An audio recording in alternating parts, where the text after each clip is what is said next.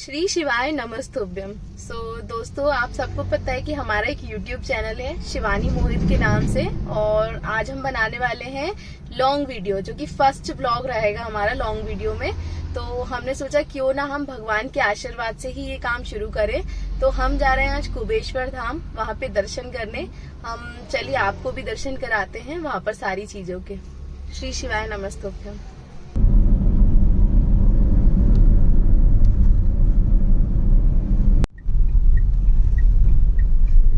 तो फ्रेंड्स, हम यहाँ पहुँच गए हैं कुबेश्वर धाम।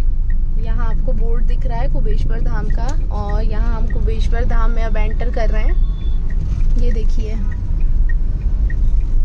यहाँ से अब हम सीधे जाएंगे और कुबेश्वर धाम का मतलब जो द्वार है, मेन मुख्य द्वार, वहाँ पर आ जाएगा। ये अब हम पहुँच गए थे पार्किंग एरिया में, क्योंकि हमें कार पार्क करनी है। तो ये आ गया था पार्किंग एरिया।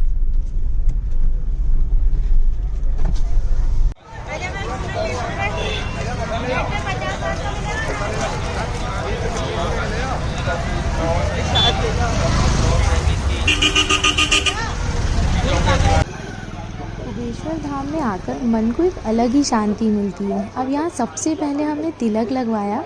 तिलक लगवाने के बाद तो ऐसा लग रहा था कि बस हम भोले बाबा के हो गए।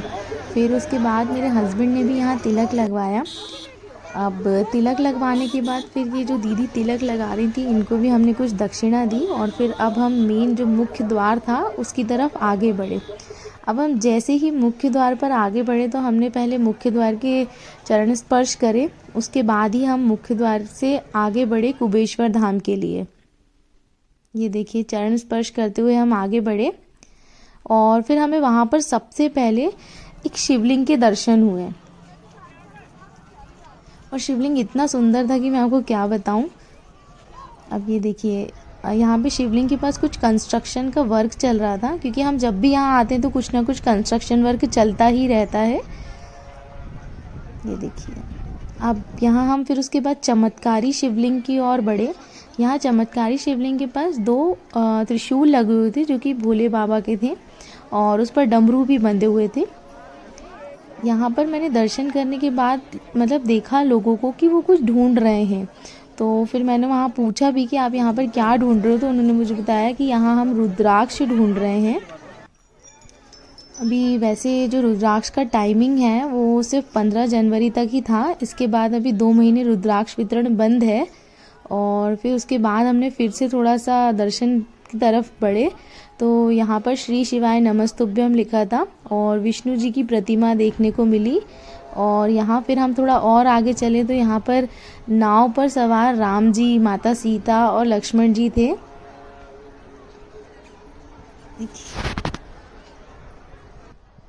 ये कुबेश्वर धाम का मुख्य भवन है, जो कि बहुत ही आकर्षक दिखाई देता है।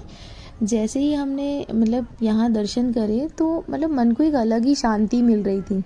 और यहाँ पर सबसे पहले तो जो आउटसाइड में आप देखेंगे तो यहाँ पर 2 हाथियों की आकृति बनाई गई है, एक लेफ़्ट साइड और एक राइट साइड। और एक सेंटर पे जो मुख्य द्वार था उस पे भी एक आकृति बनाई गई है हाथी की। और फिर अभी हम यहाँ अंदर चले मंदिर में, तो हमने शिव जी की मूर्ति के यहाँ दर्शन करे।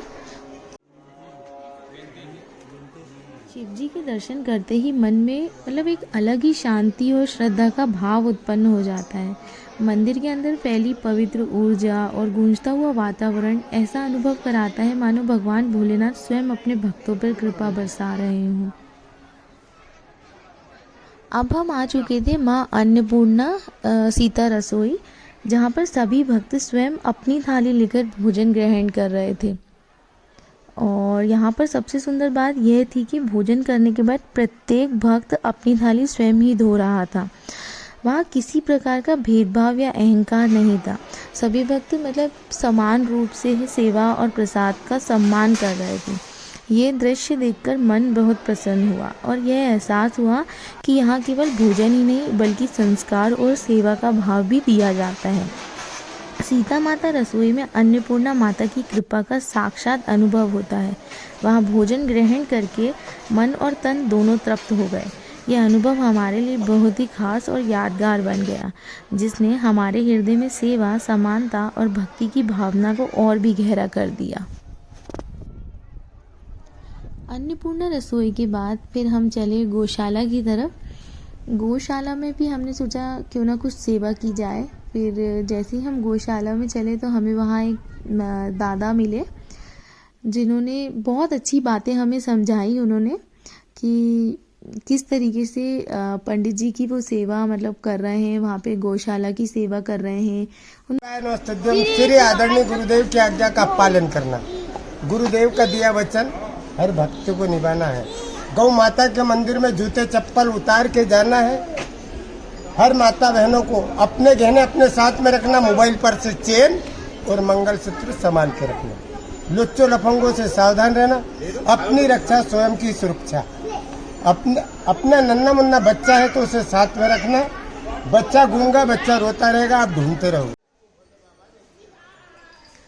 ये था गौशाला का दृश्य और यहाँ पर बहुत सारी गौ माता थी और हमने सभी गौ माता को कुछ ना कुछ चारा खिलाया। तो ये हमने जो चारा लिया था बाहर उन्हीं दादा से लिया था, जो 20 रुपीज़ का दे रहे थे पर बंडल जो था चारे का, उन्होंने बना के रखे हुए थे और वो 20 रुपीज़ का दे रहे थे। तो यहाँ हमने हर गौ माता को मतलब कुछ ना कुछ चारा खिलाया। और मैं सच बात बताऊँ तो यहाँ पर एक पॉजिटिव एनवायरनमेंट, एक अलग ही फीलिंग थी कि मतलब मैं कुछ सेवा भाव मतलब अंदर से अपने आप ही आ रहा था। कुछ अलग ही फीलिंग थी कि मैं उसको आपको कुछ एक्सप्लेन ही नहीं कर सकती हूँ। यहाँ मैंने और मेरे हस्बैंड ने दोनों ने हमने गौ माता को चारा खिलाया और यहाँ पर हमें एक बच्चा मिल गया था, वो रो रहा था हमसे, मतलब मांग रहा था कि मुझे भी चारा दो, मैं भी खिलाऊँगा, और हमने उसको भी दिया। ये देखिए मैंने और मेरे हस्बैंड ने चारा खिलाया। फिर अब उसके बाद हम आ गए थे बाहर और हमने बाहर से भी एक सोचा कि पूरा व्यू ले लेते हैं ताकि आपको लास्ट में हम दिखा सकें कि पूरा कुबेश्वर धाम गौशाला से कैसा दिख रहा है। ये देखिए,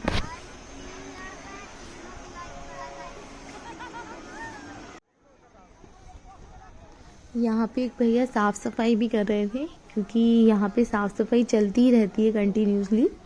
और फिर उसके बाद हम चले गए थे, एक शिवलिंग बाहर भी थे तो हमने उनके भी दर्शन करे, उनका भी आशीर्वाद लिया और फिर हम यहाँ से आगे की ओर बढ़े क्योंकि ऑलमोस्ट हमारे दर्शन कंप्लीट हो चुके थे।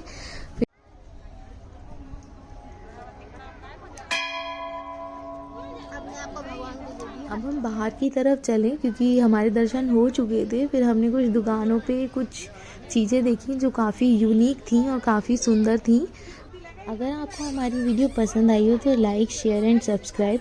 हर हर महादेव।